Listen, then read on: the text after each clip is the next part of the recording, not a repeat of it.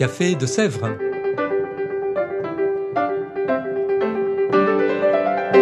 Au Café de Sèvres, on discute philosophie et théologie.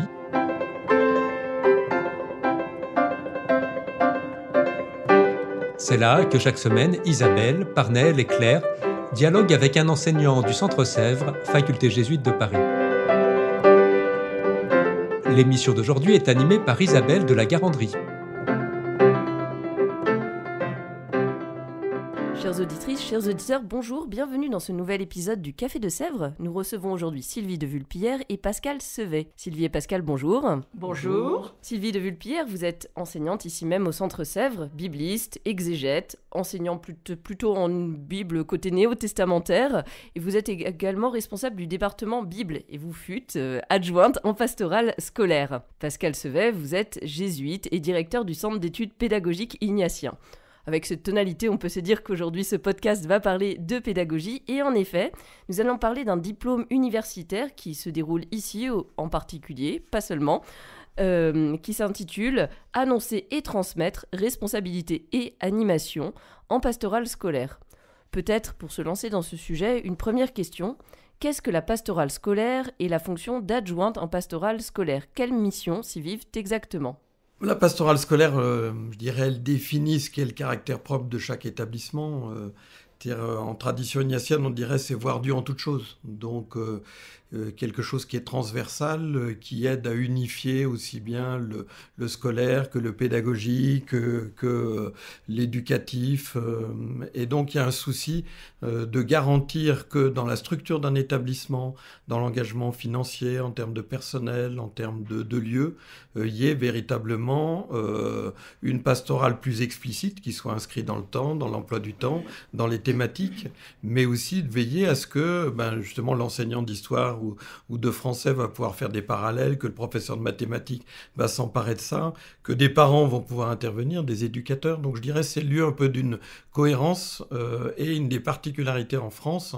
La France a beaucoup de particularités dans l'enseignement, c'est que c'est le chef d'établissement dans l'enseignement privé qui est responsable de la pastorale, qui a cette responsabilité, qu'il peut déléguer à un adjoint en pastorale scolaire. Et justement, cette formation est destinée à ces personnes qui sont chargées d'unité. Ça concerne aussi bien les élèves du petit collège jusqu'en prépa et aussi leurs animateurs. Comment ceux-ci vont parler de théologie, christologie, ecclésiologie, autrement dit, comment ils vont parler du Christ, de leur rencontre avec le Christ, et comment ils vont le faire vivre à ces élèves et parfois aux animateurs, parce qu'ils auront aussi à faire des formations pour les animateurs en pastorale scolaire. Alors personnellement, je dirais pas parfois. Il se trouve que la responsabilité de l'adjoint en pastorale, c'est justement tout à coup de passer de super animateur en pastorale qui s'adresse à des jeunes, qui a des collègues, en responsable d'adultes et avec une responsabilité de cohérence. L'avantage de faire de la pastorale dans l'établissement scolaire, c'est qu'on a du temps, on a un rythme, et donc ça, c'est des supports pédagogiques formidables. Et l'adjoint en pastorale scolaire, il est chargé de faire, je disais tout à l'heure, l'unité, au sens aussi d'honorer les différents types de pastorale et de présence qu'il y a dans un établissement.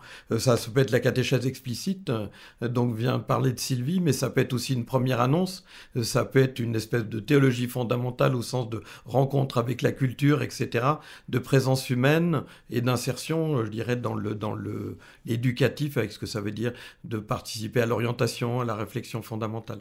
Donc c'est cette myriade de choses qui fait à la fois le génie et le côté fascinant de l'adjoint en pastorale scolaire et en même temps le défi formidable. C'est vraiment non seulement un couteau suisse, mais c'est plutôt l'octopus à je ne sais combien comme, je sais plus comment on appelle ça, de pieuvres, de bras, de tentacules. Voilà, l'octopus à 1000 tentacules.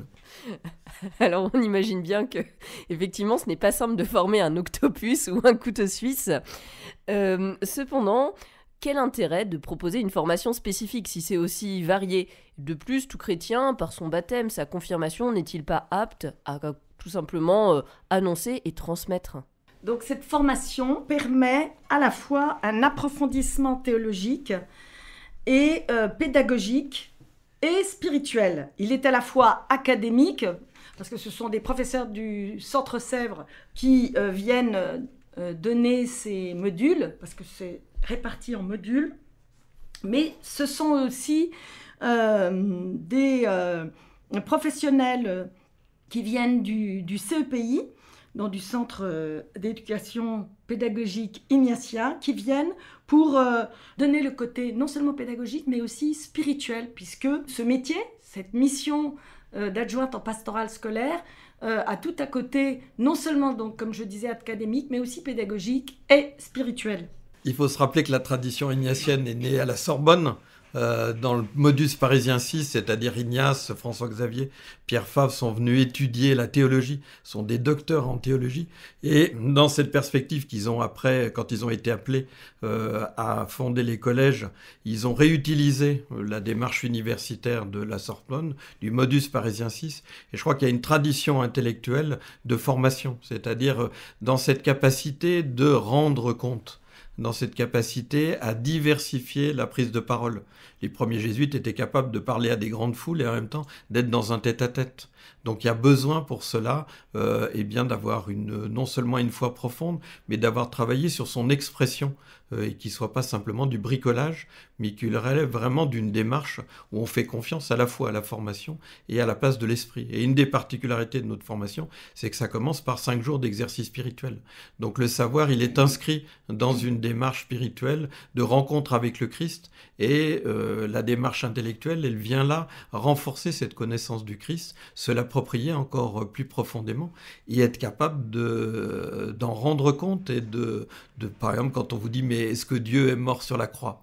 Quand un élève du lycée technique là, de Saint-Étienne dit à Rachel est-ce que Dieu est mort sur la croix, tout à coup, le fait d'avoir étudié la Trinité, d'avoir étudié la Christologie et d'avoir l'habitude d'en rendre compte dans une animation, eh bien très naturellement, elle n'entend pas la question comme une provocation, disant il se moque de moi ou il veut me coincer, mais tout à coup, en toute honnêteté, en toute simplicité, j'essaye d'en rendre compte, quoi. Et si vous voulez connaître la réponse, n'hésitez pas à vous inscrire à la formation, annoncer et transmettre. Dieu est-il mort sur la croix?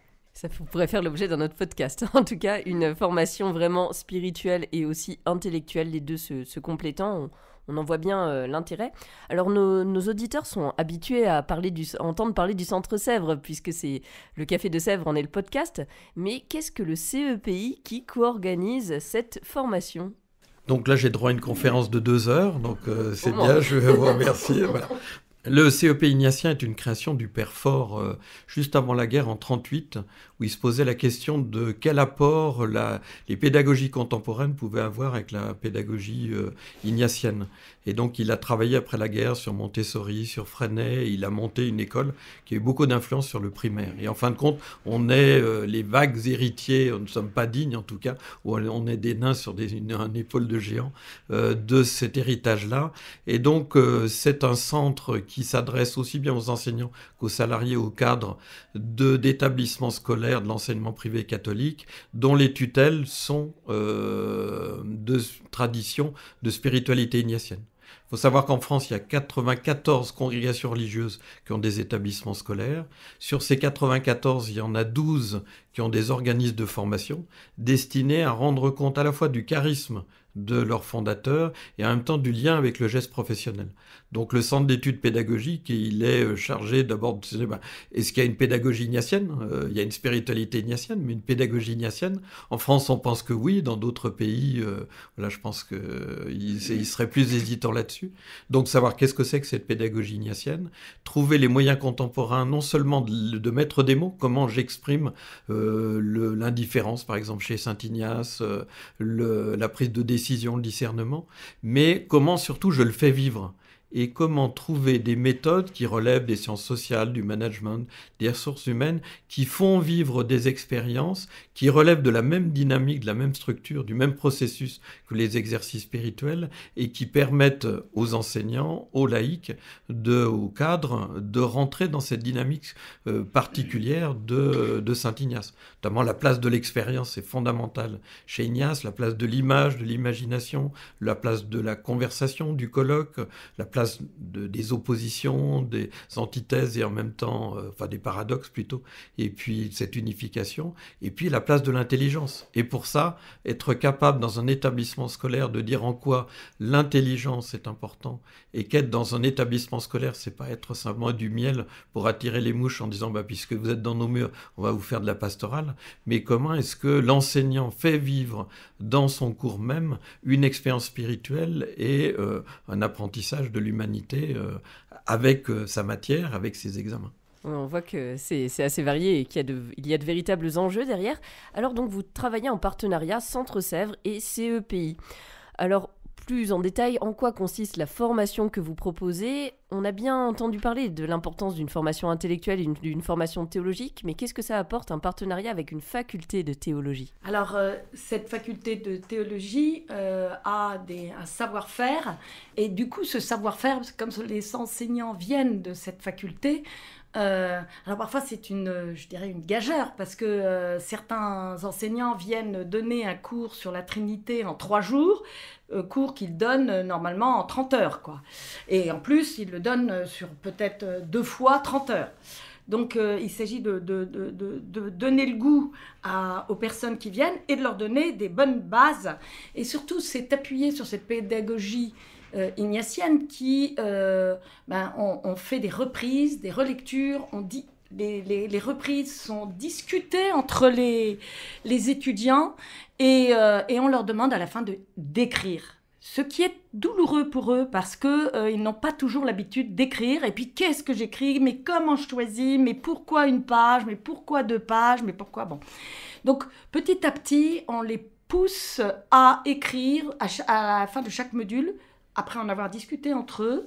Et on les fait surtout réfléchir à partir de leur propre expérience. Et ce qu'on voit, c'est que sur le parcours de 2 ans, ce partenariat entre le CEPI et le Centre-Sèvres fait qu'ils vont avoir, tout un chemin, comme sur une montagne, et ils vont rencontrer des lacs et des choses un petit peu plus abruptes, et ils vont sortir, changés.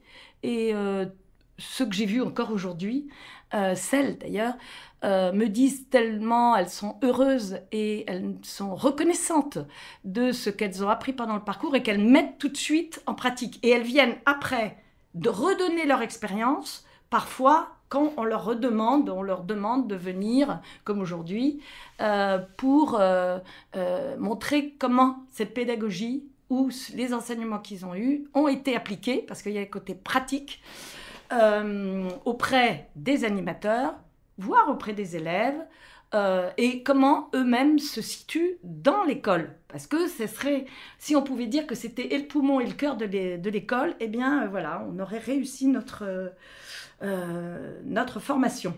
Alors je crois qu'il y a un enjeu fondamental au fait de ce travail commun entre le CEP ignatien et puis les facultés jésuites de Paris, le Centre-Sèvres. D'abord, c'est un enjeu de légitimité et de reconnaissance. Un adjoint pastoral scolaire a beaucoup de mal à faire sa place. Il y a encore beaucoup de chefs d'établissement qui refusent que les adjoints fassent partie du conseil de direction, alors que ça fait partie de leur fonction, au nom même justement de ce travail d'unité. Et que je pense d'avoir des enseignants de renommée qui sont des universitaires qui s'adressent à eux, c'est les prendre au sérieux et c'est les rendre capables de se dire « mais j'ai compris, je suis capable d'en rendre compte ». Donc c'est vraiment un enjeu qui est fondamental. Et puis je dirais que les habitués du podcast du Centre-Sèvres surtout n'écoutent pas, mais je dirais que je pense que ça fait beaucoup de bien au Centre-Sèvres pour bien que les enseignants en intervenant aient des questions fondamentales d'hommes et de femmes qui rencontrent des 6e, des 3e, des lycées pro et ainsi de suite. Et tout à coup, quand on enseigne tel cours, de devoir répondre à une question qui demande de la simplicité, ce qui est très compliqué d'être simple dans des sujets comme parler de la Trinité, enfin, etc. Donc ça, c'est vraiment... je pense que il y a vraiment cette dimension pédagogique dans la Compagnie de Jésus, dans la tradition ignatienne. Je vous rappelle que Ignace, avant son extase du quart-d'honneur, on peut dire, il dit « Dieu s'est comporté à mon égard comme un maître d'école envers un élève ».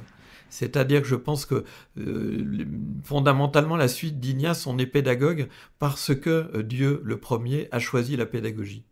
Et donc, du coup, voilà, d'exercer cette pédagogie-là avec des gens qui posent les questions parce qu'ils doivent eux-mêmes y répondre. Et donc, voilà, c'est un peu moins confortable qu'un étudiant qui a été discipliné et que très religieusement. Donc, je trouve que c'est très important de pouvoir se faire ce genre de choses. Et puis, c'est positionner le Centre Sèvres aussi, et le CEP, dans cette figure qu'a la pastorale dans l'enseignement catholique et d'aider modestement, je dirais, de concourir à cette dimension pastorale des établissements scolaires en reconnaissant que c'est quelque chose qui demande des compétences professionnelles. Et donc, ces compétences-là, eh bien, on s'y exerce. Et alors, on aime bien ça chez les Ignatiens. Et c'est des choses qu'on est capable d'acquérir.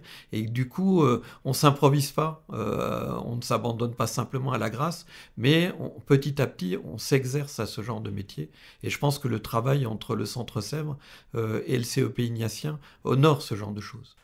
On comprend bien le cadre global et justement cet enrichissement mutuel qui peut en être. Très concrètement, pour nos auditeurs qui voudraient en savoir plus, quelle forme ça prend ? On a entendu que ça commençait par les exercices spirituels en 5 jours. Qu'est-ce que ça demande comme temps, comme module ou autre ? Alors, ça dure 2 ans. Ça commence par justement une retraite. Et après, c'est à peu près tous les mois et demi. Je dirais mois et demi parce qu'il y a des vacances. Mais tous les mois, par an, il y a 5 modules. Alors, une année, c'est 3 modules de théologie, 2 modules pédagogie et spiritualité. Et l'année d'après, ça sera l'inverse. Ça va être 2 modules académiques, disons, morale et par exemple, morale et christologie. Et 3 modules qui sont plus sur le métier.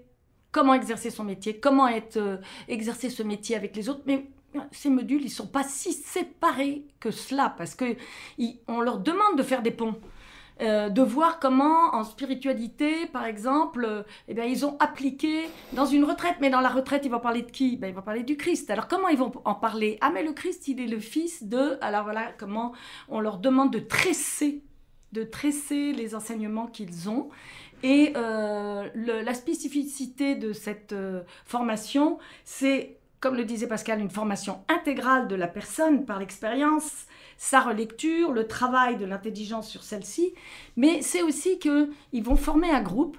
Une année, il va y avoir la moitié de la promotion qui va arriver et qui va faire l'année A, et puis là, en deuxième année, ils vont faire l'année B, et la deuxième année, il y a l'autre moitié de la promotion qui va arriver et qui va faire l'année B en premier, et elle fera l'année A en deuxième année. Et au fur et à mesure, ils agencent le dossier qu'ils auront à présenter à la fin de leur formation, à la fin des 2 ans. Et ce dossier, ils le présenteront devant un jury et ils auront une question touchant à la fois la théologie et la pastorale, donc côté pratique et côté fondement théologique, qu'ils présenteront devant leur père, P-A-I-R-S. Il y aura peut-être un père, jésuite, qui est là aussi. Et ce moment de pastoral pur, ils le feront et il sera discuté avec les autres. Une autre caractéristique que je voudrais rajouter, c'est le fait que ce sont des modules de 3 jours. Et donc, on s'adresse à des animateurs pastorales qui viennent de toute la France. Et ces 3 jours-là, de choisir de regrouper. Ça développe une dynamique de groupe. Ils apprennent à se connaître mutuellement. Il y a toujours une soirée où on mange ensemble. Et ils apprennent à faire réseau en dehors des modules. Et donc, sur WhatsApp ou sur d'autres applications de réseaux sociaux, d'échanger des informations, de se demander, d'échanger des trucs, des supports d'animation. Et ça, c'est un peu dans la dynamique de la pastorale des établissements congréganistes. Les congrégations religieuses ne sont pas liées à un diocèse, mais donc du coup, il y a cette dynamique-là. Et mine de rien, 3 jours pour un adjoint ou une adjointe en pastorale scolaire, c'est un formidable cadeau parce que tout à coup, ils s'occupent d'eux.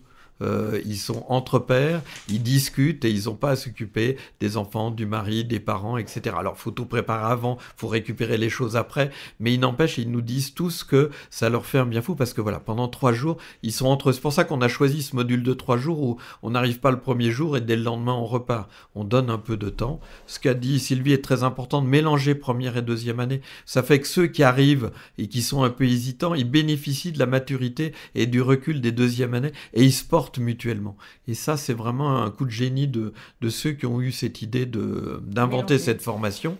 Et puis, entre les modules, il y a des stages qui sont obligatoires. On doit faire un stage dans un établissement de sa congrégation ou de son diocèse et un stage hors de sa congrégation ou de son diocèse et ils doivent animer une retraite pour des élèves et en rendre compte là-dessus. Donc il y a toujours un va-et-vient entre réflexion, expérience. Enfin, on est vraiment dans cette tradition de la ignatienne, de la relecture et de, comme dirait Saint Bernard, de la considération. Considérer les choses. Je vis les choses, je prends du recul, qu'est-ce que ça m'a fait, qu'est-ce que ça produit en moi et du coup, comment ça trace un itinéraire à la fois spirituel et intellectuel. Je réfléchis sur mon expérience, je vis quelque chose, et je réfléchis dessus. Et après, j'essaye d'écrire dessus, parce que je leur dis, c'est génial ce que vous dites par oral, mais maintenant on va l'écrire. Et alors parfois, il y en a qui ont des dons pour l'écriture, mais d'autres, non.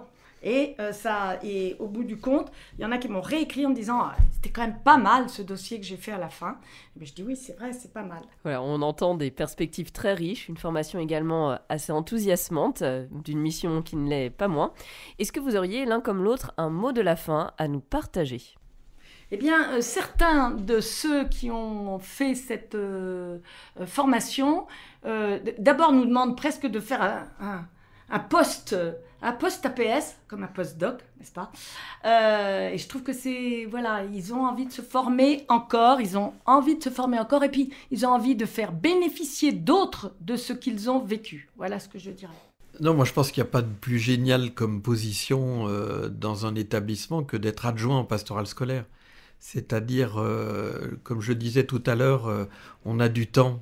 On a les élèves pendant quelques années, 5 ans, 4 ans, 9 ans, 12 ans, voilà. On peut inscrire des choses dans un processus. Donc on fait confiance à l'expérience et à la manière dont le Christ et l'Esprit peuvent déplacer les gens, aussi bien les adultes que les jeunes.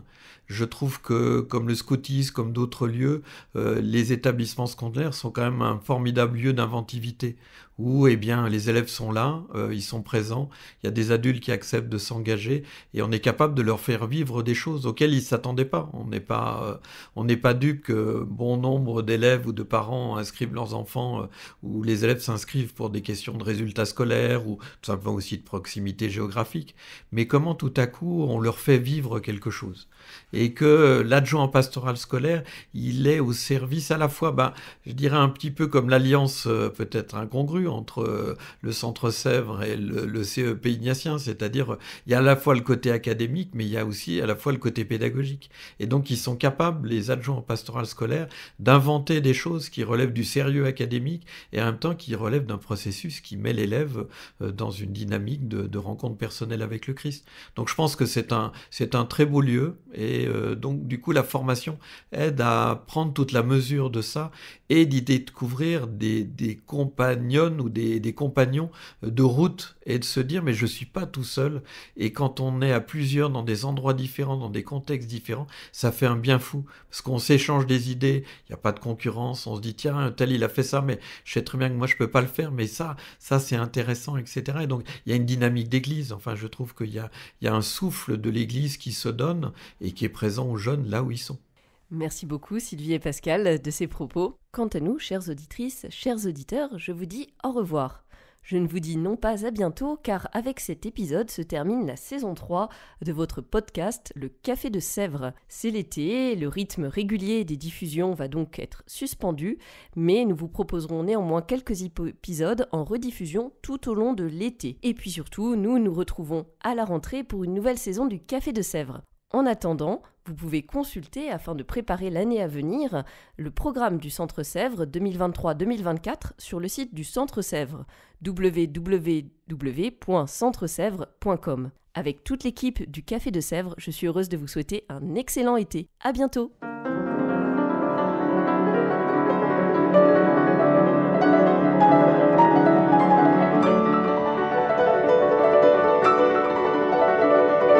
Vous écoutiez Café de Sèvres, le podcast du Centre Sèvres, Faculté jésuite de Paris, en partenariat avec RCF.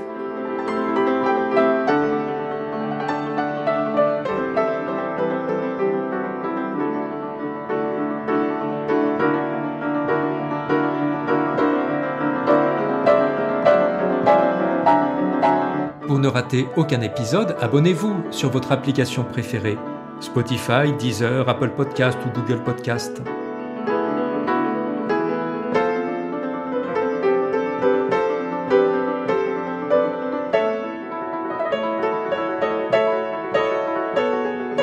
Et sur notre site internet www.centresèvres.com, découvrez l'ensemble de nos cours et conférences en philosophie et théologie.